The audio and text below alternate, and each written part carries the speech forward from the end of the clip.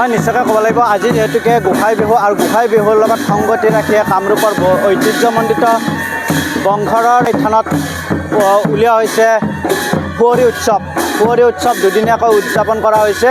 বিগত 47টা বছৰে উদযাপন কৰি অহা এই কুঁৱৰী উৎসৱৰ লগত শ্ৰী শ্ৰী গোসাঁই থানৰ 48তম বৰ্ষ আৰু যিহেতুকে এই সামগ্ৰী পৰিৱেশ দেখুৱাইছোঁ লোকে লোকাৰণ্য হৈ পৰিছে। এতিয়া এই কামৰূপৰ বংঘৰত দেখুৱাইছোঁ এনেদৰে শোভাযাত্ৰা এটি উলিওৱা হৈছে আৰু এই শোভাযাত্ৰাৰ এই পৰিৱেশ দেখুৱাইছোঁ যিহেতুকে কামৰূপৰ এই বংঘৰ অঞ্চলত উলিওৱা হৈছে গোসাঁই শ্ৰী শ্ৰী গোপাল থানত এনেদৰে উলিওৱা হৈছে। গোপাল থানৰ সহস্ৰাধিক ভক্তৰ সমাগম দেখা পোৱা গৈছে যিহেতুকে আজি গোসাঁই বিহু আৰু গোসাঁই বিহুৰ লগত সংগতি ৰাখি দুদিনীয়াকৈ উদযাপন কৰি অহা যি 48তম বৰ্ষ এই বৰ্ষৰ কিছু সামগ্ৰী পৰিৱেশ দেখুৱাইছে। এনেদৰে গায়ন বায়ন সকলো ওলাই আহিছে লোকে লোকাৰণ্য পৰিৱেশ দেখুৱাইছে আধ্যাত্মিক পৰিৱেশে বিৰাজ কৰিছে সামগ্ৰী পৰিৱেশ দেখুৱাইছে এনেদৰে লোকে লোকাৰণ্য পৰিৱেশ যিহেতুকে আমি লগ পাইছোঁ এই বংঘৰ অঞ্চলৰ কেইবাগৰাকীও লোক যিহেতুকে আপোনালোকে উদযাপন কৰি আহিছে গোসাঁই বিহু পূৰ্ণভাৱে আপোনাক বিহুৰ শুভেচ্ছা জনাইছোঁ। কি ক'ব আজি এই পৰিৱেশ? হয় আমি পোনপ্ৰথমে আমি সমূহ অসমবাসীলৈ ৰঙালী বিহুৰ শুভেচ্ছা লগতে আজি গোসাঁই বিহুৰ আন্তৰিক অভিনন্দন জ্ঞাপন কৰিছোঁ। কাৰণ এই কুঁৱৰী উৎসৱ আমি আয়োজন কৰোঁ কামৰূপ জিলাৰ গোপালধান কুঁৱৰী উৎসৱ আয়োজন কৰোঁ। আজি এই গোসাঁই বিহুৰ দিনাই আমি শতাধিক যাত্ৰী লৈ আমি গোটেই অঞ্চলটো হাজাৰ লোক ওলাই আহিছে আৰু আমি গোটেই ইয়াতে গোসাঁই মানে গোপাল লৈ কৃষ্ণ গোপিনী গোটেই সহ লৈ আমি গোটেই পৰিবহণ কৰোঁ আৰু এইকাৰণে আমাৰ গাঁৱৰ যি সেই আছে আমাৰ পৰম্পৰা এই পৰম্পৰা নীতিক লৈ পেলাই আমি আগবাঢ়িছোঁ। নিশ্চয়কৈ ধন্যবাদ জনাইছোঁ যিহেতুকে এটা পৰম্পৰা চলি আহিছে ঐতিহ্যৰ পৰা বিগত 48টা বৰ্ষই তেওঁলোকে উদযাপন কৰিছে এই যি শ্ৰী শ্ৰী গোপাল থানৰ ঐতিহ্যমণ্ডিত এই গোপাল থানৰ কামৰূপৰ বংঘৰত উদযাপন কৰিছে 48তম আজি যি কুঁৱৰী উৎসৱ এই কুঁৱৰী উৎসৱৰ লগত সংগতি ৰাখি আমি কিছু সামগ্ৰী পৰিৱেশ দেখুৱাইছোঁ। মই অতীতই আগুৱাই সেই পৰিৱেশ দেখুৱাব লাগে। এনেদৰে লোকে লোকাৰণ্য পৰিৱেশ বিৰাজ কৰিছে বংঘৰ অঞ্চলত যিহেতুকে আমি কথা পাতিবলৈ যত্ন কৰিম যিহেতুকে আজি তোমালোক ওলাই আনি হৈছে কৃষ্ণ পৰিৱেশত কি ক'বা কেনেকুৱা লাগিছে পৰিৱেশ? লাগিছে। কি নাম তোমাৰ? দীপ দাস। কি সাজত আহিছা আজি ওলাই? কৃষ্ণৰ যিহেতুকে আজি বিগত 48টা বছৰ এইবেলি উদযাপন কৰিছে আপোনালোকে যি কুঁৱৰী উৎসৱ কি ক'ব আজি এই পৰিৱেশটো আমাৰ ইয়াতে বহুত শুভ আমাৰ খুবেই আমি ভাল পাওঁ ইয়াতে প্ৰত্যেক বছৰে য'তেই নহওক কিয় আমি ইয়াতে আহিব আমি খুবেই ভাল পাওঁ আমাৰ কাৰণ এই পৰিৱেশ আমি কেতিয়াও এৰিব নিবিচাৰোঁ। আমাৰ নিশ্চয়কৈ লোকে লোকাৰণ্য পৰিৱেশ বিৰাজ কৰিছে।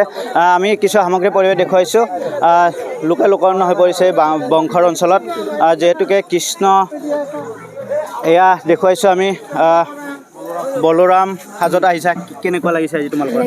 কি নাম তোমাৰ? কি সাজত আহিছা তুমি? বলোৰাম। ভাল লাগিছে হয় এনেদৰে নাৰদৰ সাজত আহিছে কি নাম তোমাৰ?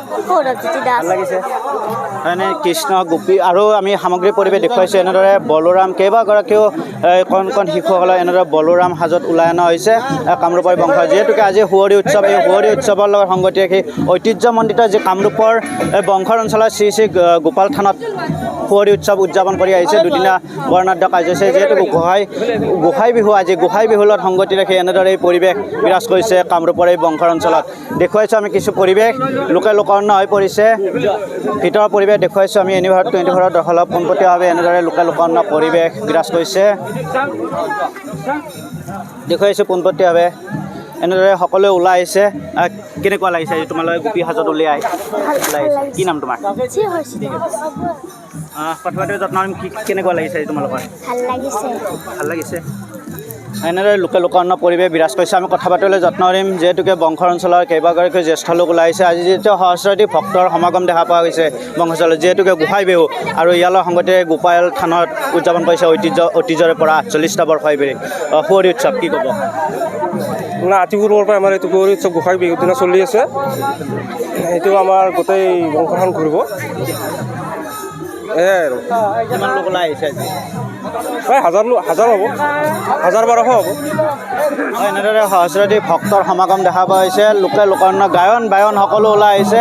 আমি সেই সামগ্ৰী পৰিৱেশ দেখুৱাইছোঁ আমি যাবলৈ চেষ্টা কৰিম এই গায়ন বায়নৰ মাজত ভিতৰৰ পৰিৱেশ দেখুৱাইছোঁ এনেদৰে যদি সম্ভৱ আমি সেই গায়ন বায়নৰ মাজত ওলাই যাবলৈ চেষ্টা কৰিম। যিহেতুকে লোককৰ্ণ পৰিৱেশ এক আধ্যাত্মিক পৰিৱেশে বিৰাজ কৰিছে যদি আমি সেই সম্ভৱ হয় আমি সেই পৰিৱেশ দেখুৱাইছোঁ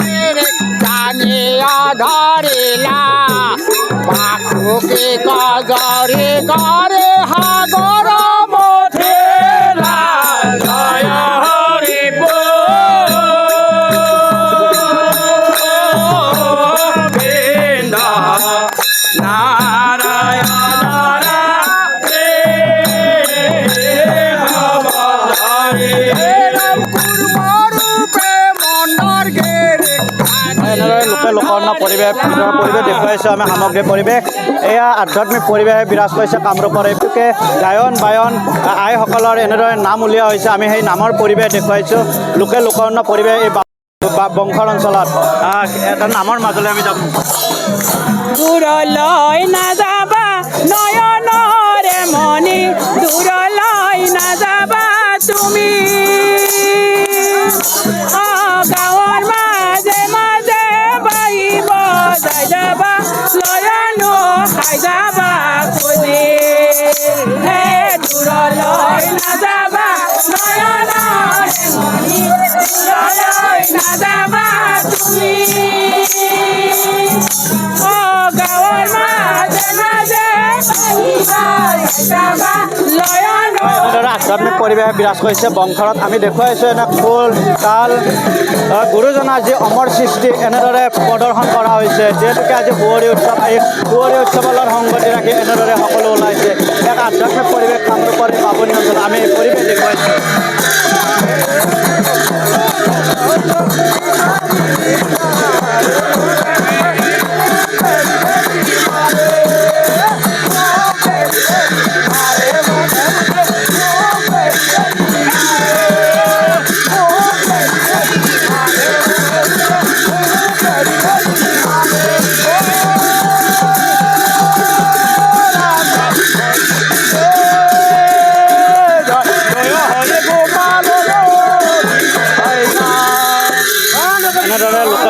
পৰিৱেশ আধ্যাত্মিক পৰিৱেশ বিৰাজ কৰিছে আমি দেখুৱাইছোঁ গায়ন বায়ন সকলো ওলাইছে এক আধ্যাত্মিক পৰিৱেশ যিহেতুকে আজি গোঁসাই বিহু আৰু গোঁসাই বিহুৰ লগত সংগতি ৰাখিয়ে শ্ৰী গোপাল থানত এনেদৰে উলিওৱা হৈছে সুঁৱৰি উৎসৱ আৰু এক আধ্যাত্মিক পৰিৱেশ কামৰূপৰ পাইছোঁ পোনপটীয়াভাৱে লোককৰ্ণ পৰিৱেশ যদি আমি সম্ভৱ হয় আমি সেই সামগ্ৰী পৰিৱেশ দেখুৱাইছোঁ আমি পোনপটীয়াভাৱে দেখুৱাইছোঁ লোককৰ্ণ পৰিৱেশ আধ্যাত্মিক পৰিৱেশ বিৰাজ কৰিছে আৰু গোঁসাই বিহুৰ লগত সংগতি ৰাখি উলিওৱা হৈছে দুদিনীয়া বৰ্ণাঢ্য কাৰ্যসূচীৰে অনুষ্ঠিত হোৱা আজি যি সুঁৱৰি উৎসৱ এই সুঁৱৰি উৎসৱৰ উলিয়াইছে সাংস্কৃতিক শোভাযাত্ৰা এই শোভাযাত্ৰাৰ কিছু মনোৰম পৰিৱেশ আমি দেখুৱাইছোঁ পোনপটীয়াভাৱে আহি দেখুৱাইছোঁ আমি লোককৰ্ণ পৰিৱেশ যিহেতু ৪৮টা বছৰ উদযাপন কৰিছে সুঁৱৰি উৎসৱ গোঁসাই বিহু আৰু গোঁসাই বিহুৰ লগত সংগতি ৰাখি আপোনালোকে শ্ৰী গোপাল থানত আয়োজন কৰিছে আজি এটা সাংস্কৃতিক শোভাযাত্ৰা শ্ৰীকৃষ্ণ বলোৰাম এক যি সুঁৱৰি উৎসৱ বুলি কয়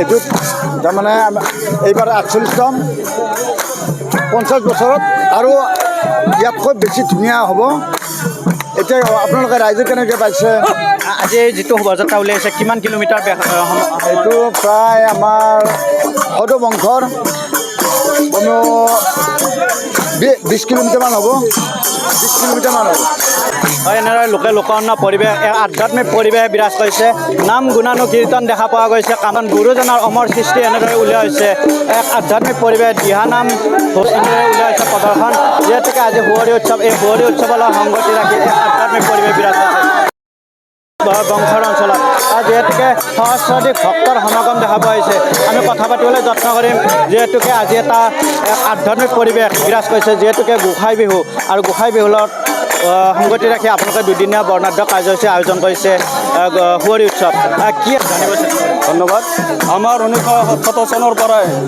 আমাৰ বংশৰ আমবাৰী চুবুৰী উত্তৰ কামৰূপৰ মানে বৃহত্তৰ এই অঞ্চলটোত ১৯৭৭ চনৰ পৰাই এই সুঁৱৰি উৎসৱটো উদযাপন কৰা হৈছে এই সুঁৱৰি উৎসৱটোত কৃষ্ণৰ শিশুকালৰ ৰূপটো ধাৰণ কৰি আমাৰ ইয়াত মানে কৃষ্ণৰ ৰূপ মানে ১২ গোপাল নগৰ কীৰ্তন কৰা হয় শ্ৰীকৃষ্ণৰ শিশুকালৰ মানে প্ৰদৰ্শন কৰি কিনে ১২ গোপাল মানে নগৰ কীৰ্তন কৰা যায় এই নগৰ কীৰ্তনটোত তেওঁলোকে পদূলিৰ মুখে মুখে চাকি কলগছি পুতি ভৰি ধুৱাই তেওঁলোকৰ মানে মংগলৰ কাৰণে আশীৰ্বাদ বিচাৰে। আৰু আমাৰ এই গোপাল সত্ৰৰ এটা বিশেষ মাহাত্য আছে। কাৰোবাৰ যদি গৰু ছাগলী হেৰায় তাত যদি এথোক কল মানে খুৱাই মানে তেওঁৰ উৎসৰ্গা কৰে তেনেহ'লে সেই মানে প্ৰমাণটো মানে আমাৰ গৰুটো নিশাত আহি পৰে। ভিতৰতে কাৰোবাৰ যদি ল'ৰা ছোৱালীও মানে শক্তি নাই তেওঁলোকক ইয়াৰ ল'ৰা ছোৱালী পোৱাৰ আমাৰ এটা ফল পোৱা গৈছে। দ্বিতীয়তে আপোনাৰ আমাৰ এই যিজোপা গছ আছে এই গছজোপাৰ এটা মাহাত্য মানে তাৎপৰ্যপূৰ্ণ কথা আছে। আমাৰ এই গছজোপাৰ যি পাত আছে এই পাতটো মানে যিটো গছৰ পাত পৰি মানে যোনজনে এটা শব্দ পায় এই শব্দটো তেওঁ মানে ভগৱানৰ এটা মানে শব্দ যোনজনৰ শব্দ বুলি তেওঁ আমাক কৈছে। আৰু ইয়াৰ এজন আমাৰ আইতাই এই গছৰ পাতে ধান বহাবৰ নিবৰ কাৰণে ৰাতি যোগাৰ কৰোঁতে তেওঁক ৰাতি সপোনত তেওঁৰ এই গছৰ পাতবোৰ সেই জেগাত থৈ আহিবৰ কাৰণে তেওঁ সপোন দেখুৱায়। এনেকুৱা বহুত ধৰণৰ গোপালৰ মানে মাহাত্য আছে। গতিকে আমাৰ এই উত্তৰ কামৰূপত এই কামৰূপ জিলাৰ বংশৰ গাঁৱৰ এটা এই আমাৰ বহাগ বিহুৰ 2 তাৰিখে গোসাঁই বিহুৰ দিনা আমাৰ এই উৎসৱটো আমাৰ অসমৰ ভিতৰত এটা লেখত ল'বলগীয়া মানে অনুষ্ঠান। আপোনালোকে য'ত উপস্থিত আছে এইখন হৈছে শ্ৰী শ্ৰী গোপাল থান, অৰ্থাৎ ভগৱান কৃষ্ণৰ থান। এই মন্দিৰটো যেতিয়া স্থাপন হোৱা কালত আমাৰ যিটো শিলাখণ্ড মূৰ্তি শিলামূৰ্তিটো প্ৰথম অৱস্থাত ইয়াত নাছিল। আমাৰ বৰ্তমান য'ত সদবংশৰ ক্ৰীড়াক্ষেত্ৰ আছে তাত অতীতত হাবি জংঘলে আৱৰি আছিল। তাত গৰখীয়াবিলাকে গৰু চাৰি আছিল। গৰু চাৰি থকা অৱস্থাত তাৰ যিটো শিলামূৰ্তি ভগৱান কৃষ্ণই বসবাস কৰি আছিল সেই শিলামূৰ্তিটোত উঠি আমাৰ গৰখীয়াবিলাকে তামচা ফূৰ্তি কৰি আছিল। এনেতে হঠাৎ এদিনাখন গৰখীয়া এজনক সপোনত দেখুৱালে যে প্ৰভু সেই শিলাখণ্ডত বিৰাজমান হৈ আছে, গতিকে তেওঁক নি এটুকুৰা সুন্দৰ সুস্থিৰ বা ভাল পৰিৱেশৰ ঠাইত স্থাপন কৰিব লাগে। যেতিয়া গৰখীয়াক সপোন দেখুৱালে সপোনৰ আধাৰত গৰখীয়াজনে ৰাইজক ক'লে, ৰাইজে একগোট হৈ আলোচনা কৰি সেই হাবিৰ মাজৰ পৰা শিলামূৰ্তিটো আনি ইয়াত স্থাপন কৰিলে। এই আপোনালোকে যি দেখিছে টিঙৰ ঘৰটো তাত এডাল বেলগছ আছিল, ডাঙৰ বেলগছ, বৃহৎ আকাৰৰ বেলগছজোপাৰ তলত প্ৰথমতে তাত স্থাপন কৰিলে। পৰৱৰ্তী সময়ত প্ৰয়োজনৰ খাতিৰত স্থায়ী মণিকূট নিৰ্মাণ কৰি বৰ্তমানৰ স্থানত তেওঁক স্থানান্তৰ কৰা হ'ল। এই যিটো স্থাপন কাল আজিৰ পৰা 120 বছৰ আগতে আমাৰ ককা আজু ককাহঁতে কৰিছিল। তাৰ পৰৱৰ্তী সময়ত প্ৰভু শ্ৰীকৃষ্ণৰ বাল্য লীলা সোঁৱৰণ কৰি 1978 চনৰ পৰা ইয়াত কুঁৱৰী উৎসৱ উদযাপনৰ কাৰণে মানস কৰিলে। সেই 1978 চনৰ পৰা বৰ্তমানলৈকে কুঁৱৰী উৎসৱটো অতি ধুমধামেৰে পালন কৰি অহা হৈছে। এইবেলি 48তম বৰ্ষ কুঁৱৰী মহোৎসৱ। এই কুঁৱৰী মহোৎসৱত দুদিনীয়াকৈ কাৰ্যসূচী পালন কৰা হয়। পহিলা 1 বহাগৰ পৰা আমাৰ পতাকা উত্তোলন, স্মৃতি তৰ্পণ, বন্তি প্ৰজ্বলন, বিভিন্ন সাহিত্যিক প্ৰতিযোগিতা, অসমীয়া আধুনিক নৃত্য প্ৰতিযোগিতা আৰু 1 তাৰিখৰ সন্ধিয়া 48 গছি বন্তি প্ৰজ্বলন কৰা হৈছে। 48 বৰ্ষ পূৰ্তি উপলক্ষে বৃহত্তৰ বংশৰ অঞ্চলৰ বিভিন্ন ব্যক্তিক, সামাজিক ব্যক্তিক আমন্ত্ৰণ কৰি ইয়াত বন্তি প্ৰজ্বলন কৰা হৈছে। আজি হৈছে মূল কাৰ্যসূচী। আজি গোসাঁই বিহুৰ দিনা হৈছে কুঁৱৰী উৎসৱৰ মূল কাৰ্যসূচী। আজি ৰাতিপুৱা 5 বজাতে আমাৰ শিশু গোপাল গোপিনীসকলে আগদিনাখন উপবাসে থাকি আজি ৰাতিপুৱা 5 বজাত এই মন্দিৰত প্ৰৱেশ কৰিছে। মন্দিৰত তেওঁলোকক সজাই পৰাই লোৱা হৈছে। কৃষ্ণ, নাৰদ, বলৰাম, অন্যান্য গোপাল গোপিনী তেওঁলোকক সজোৱা হৈছে।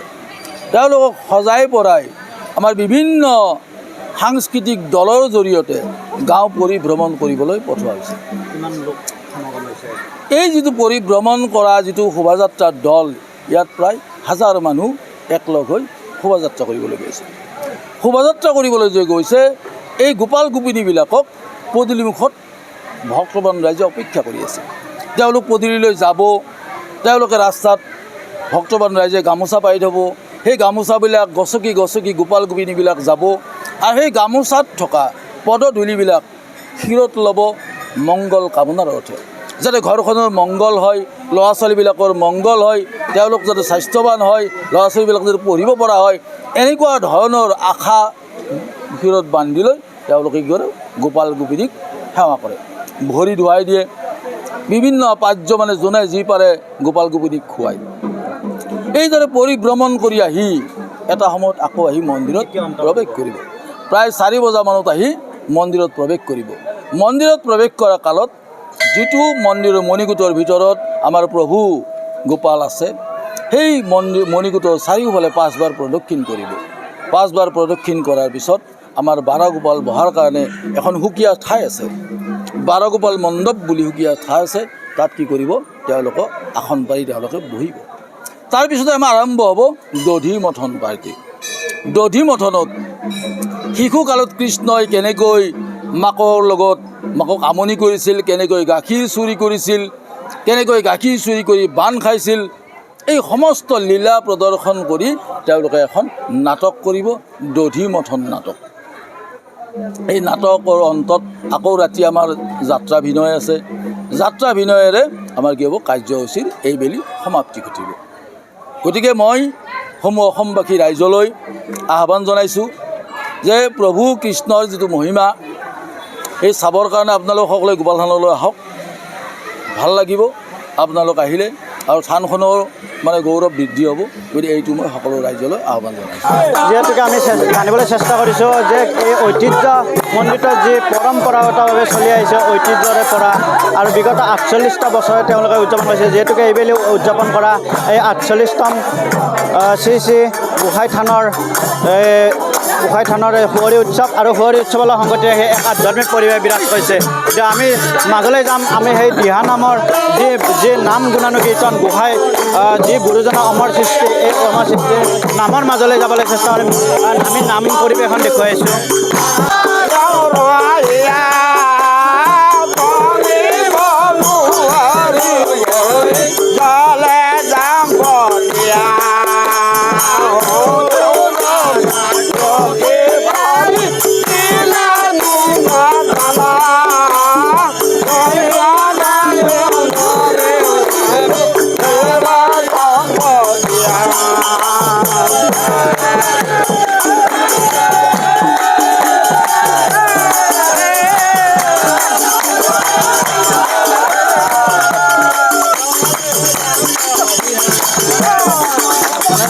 লোকাৰণ্য পৰিৱেশ কামৰূপৰ এই বংঘৰ অঞ্চলত দেখুৱাই আছোঁ পোনপটীয়াভাৱে আমি ইউনিভাৰ 24 দৰ্শক। যিহেতু গোসাঁই বিহুৰ লগত সংগতি ৰাখি দুদিনীয়া বৰ্ণাঢ্য কাৰ্যসূচীৰে আয়োজন কৰা হৈছিলে সুঁৱৰি উৎসৱ, আৰু সুঁৱৰি উৎসৱৰ লগত সংগতি ৰাখি শ্ৰীকৃষ্ণৰ শিশুকালৰ এই প্ৰদৰ্শন কৰা হৈছে। যিহেতুকে এটা নগৰ ভ্ৰমণ উলিওৱা হৈছে সাংস্কৃতিক শোভাযাত্ৰা, কিছু পৰিৱেশ দেখুৱাৰ বাবে আমি আহি উপস্থিত হৈছিলোঁ এই কামৰূপৰ এই বংঘৰ অঞ্চলত।